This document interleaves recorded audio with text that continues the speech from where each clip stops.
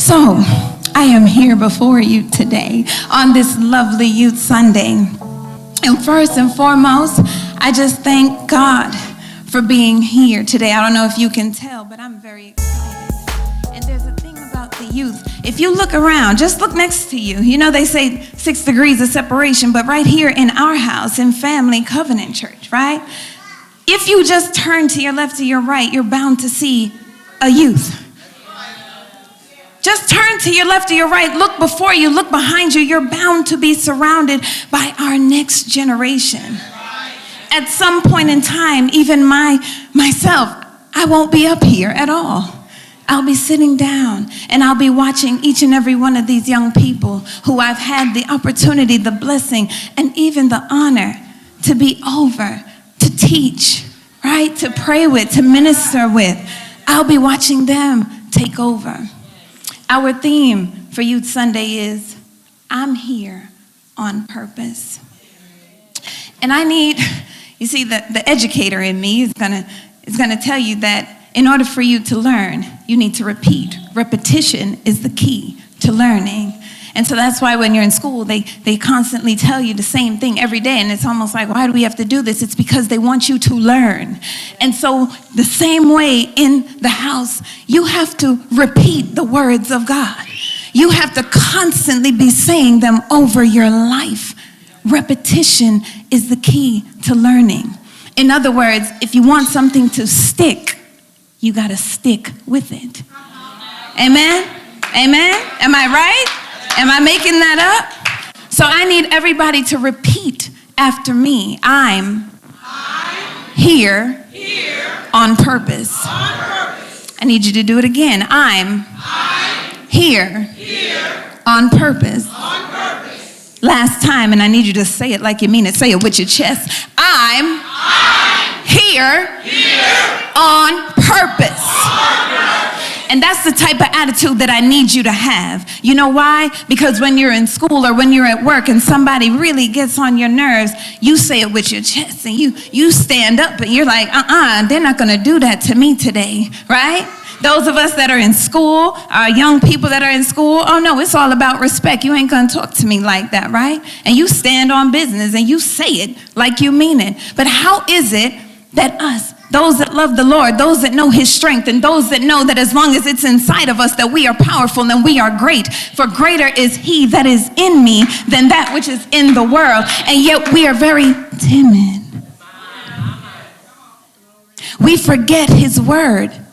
We forget that that is our sword.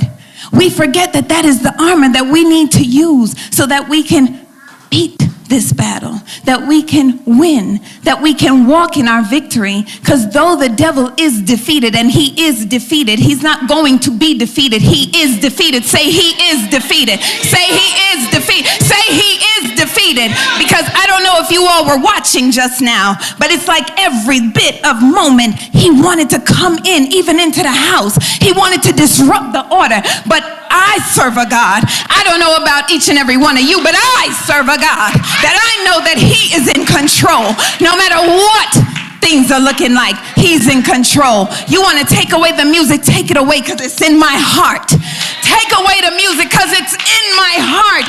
I can still dance. I can still sing because I know his word and I know it's true.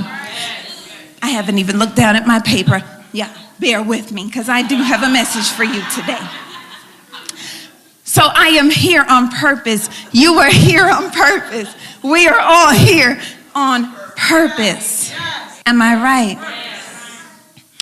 And so I wanted to focus on this statement, and actually, it's amazing what God is doing in our youth ministry. Yeah, I just have to take this moment to let you all know that we are growing and we are moving. We have our young adult ministry rooted. There you go. Thank you. All right, now, our young adult ministry, and then we have the covenant generation teens. Can I hear my teens if they're still in here with me? Thank you. Thank you. They're all changing in the back as well. And then we have our covenant generation littles. And as you see, there's so many of the little ones all around. And each one of them knows that they have purpose. Each one of them, we have singers. My God, with voices that are older than they are. You hear me? The gifts and the talents that God is he's just blessing each and every one of our children with, our dancers, our word ministry, our ministry, spoken word. It is all throughout. So continue to pray for our young people. Continue to pray for this youth department, because if it's anything the enemy doesn't want to see, he doesn't want to see the young people serving him. He doesn't want to see the young people walking in God's way. He does not. All he wants to do is rob, steal, and destroy. Did you know that the enemy has purpose also? Did you know that he has a job to do? Yeah. You talk back to me, sweetheart. Thank you. Out of the mouths of babes. All right? But he does. He has a job to do. And too often, we come and we get really upset about why the enemy is doing his job. But the last time I checked, if that's his purpose and that's his job, he's doing exactly what we should be expecting him to do. So my issue is, why are we not doing our job? Why are we not doing our job? See, on Youth Sunday, usually the message is geared for our young people, but I need you all to understand that as long as you're in the house, the message is for each and every one of you that is sitting within the midst, because we're a child of God. Every one of us, I don't care from the young to the old, you are still a child of God. And so therefore, whether it's a regular Sunday or it's a fifth Sunday, aka our Youth Sunday, the message is still for you. You are here not by chance. It is by design. It is on purpose. Some of you all didn't even feel like coming to church today. Others didn't even know they were going to be sitting in this church today. And at the last minute, something told them, let me just get dressed just in case. See, God is working on each and every one of you. Each and every one of you. And I was going to ask you to stand for the reading of the word, and I was going to tell you that the word was going to be translated in the International Children's Bible, because I wanted each and every one of the young people and everybody in here, no matter what your education level is and what your intellect is, I wanted us to understand that it's basic. It's very simple. You don't have to be up here to understand the word. And it's not necessarily for only those down here, but it's for everybody, because when my God looks down, he just sees an even scale. See, we're just standing here like this, and yes, you may think, oh, well, I might be a little better than this one, or I'm not doing so bad like this one, but it does not matter. It doesn't matter.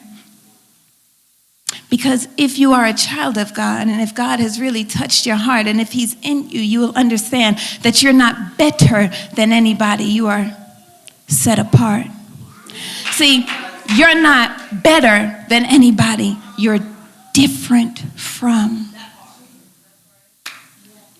Because God is working on each and every one of us. And on any given day, it could be my day to be the one. What's the one? You know the one. The one, exactly. Thank you, Elder. All right. But nonetheless, I was going to take from Jeremiah chapter 1, verse 4 through 8. And it is from the International Children's Bible. And at this point, I'm just going to read it through, so don't worry about it. The Lord spoke these words to me. This is Jeremiah. And he said, before I made you in your mother's womb, I chose you. And before you were born, I set you apart for a special work. I appointed you as a prophet to the nations. And this is the part that I love. Then I said, this is Jeremiah, but Lord God, I don't know how to speak. I'm only a boy. Now the King James Version says, I'm only a child. And the New King James Version says, I'm only a youth. Nonetheless, he did not trust that he was ready. He didn't think that because of his age and that time that he could be called. Do you know that the Bible scholar said that based on the time frame, Jeremiah was probably about 17 to maybe 22 years old when God came to him and he said, you're going to be a prophet and you're going to go out to these nations. And so my young people, I have to speak to you, because what you don't realize is that God is calling on you. He's tugging on your heart, whether you want to receive it or not. There is purpose that is for you. And it doesn't matter how much you want to run, Jonah. It doesn't matter how much you want to say, I can't do this, Moses, right? It doesn't matter that you say, how could it be? I'm only too young, Solomon. You were a king at 20. There are things that are going to start happening into our young people's lives.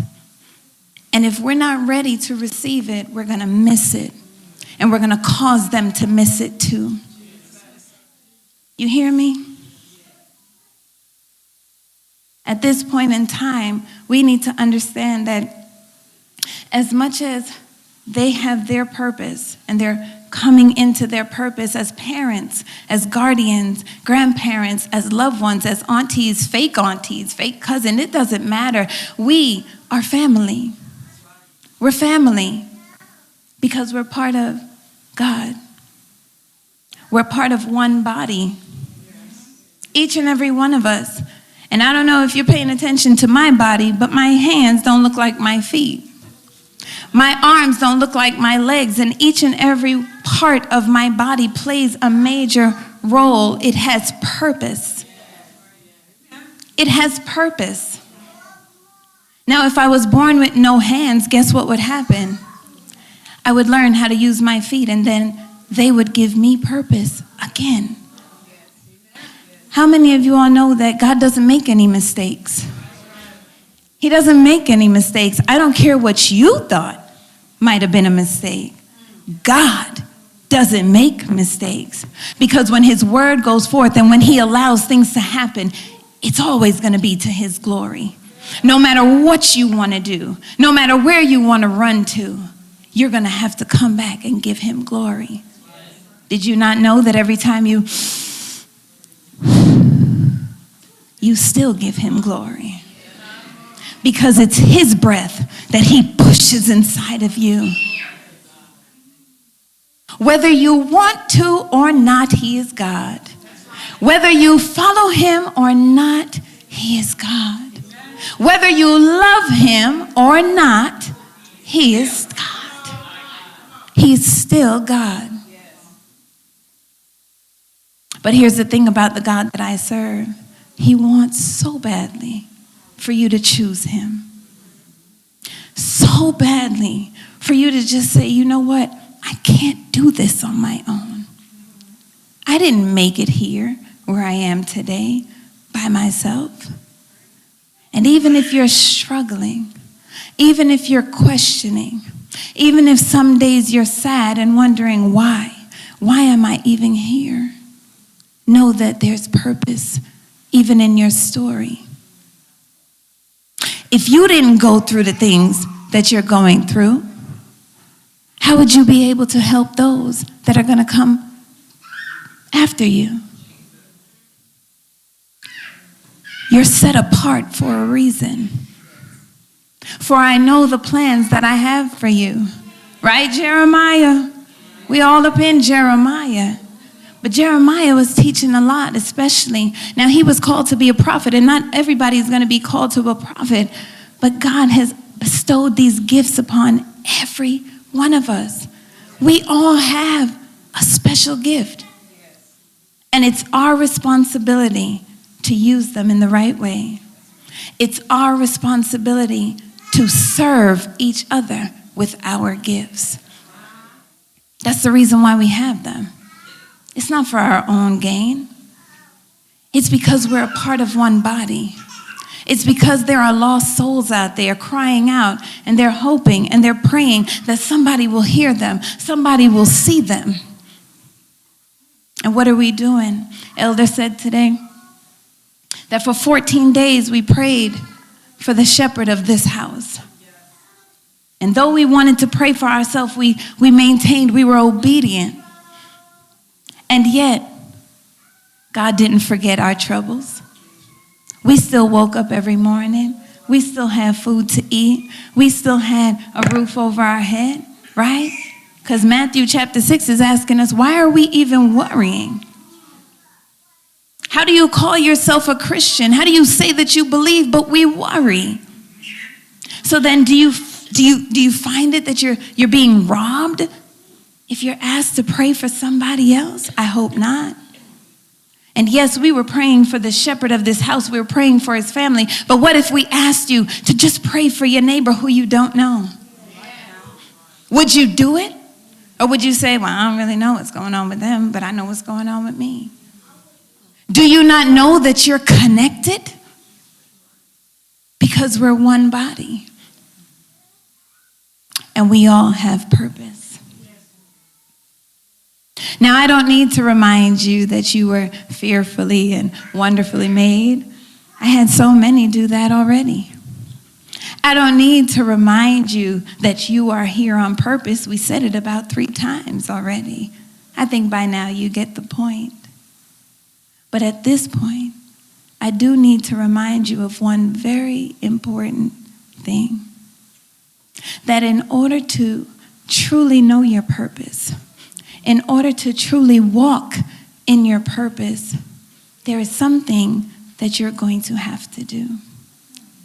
You see that it can't be fulfilled without accepting Christ into your life. It can't be fulfilled without knowing that you can't make it without him. You hear me? You can't make it without him. And I'm not talking about, yes, I love God. I love God. That's great. That's wonderful. I'm not talking about, well, yeah, I know him. I mean, I pray. No, that's not what I'm talking about. I'm talking about a relationship with him. I'm talking about a relationship with him. Some of y'all have boyfriends, some of y'all have girlfriends, and we have our spouses, right? We have our significant others.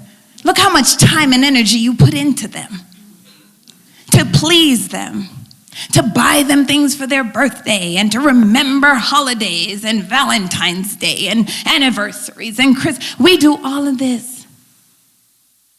But we find it too hard to have a relationship with Christ. We treat him like a side chick. You treat him like he's just something extra, something when you don't feel like dealing with anything else. Oh, I'll just call on the Lord. And that's a problem we have to fix. We have to fix that. We have to know that there's going to be struggles in our life, that nobody said it was going to be easy. And why should it be? Our true example had to die on the cross for you and me. We don't die for ourselves. That would be fasting. But he did it.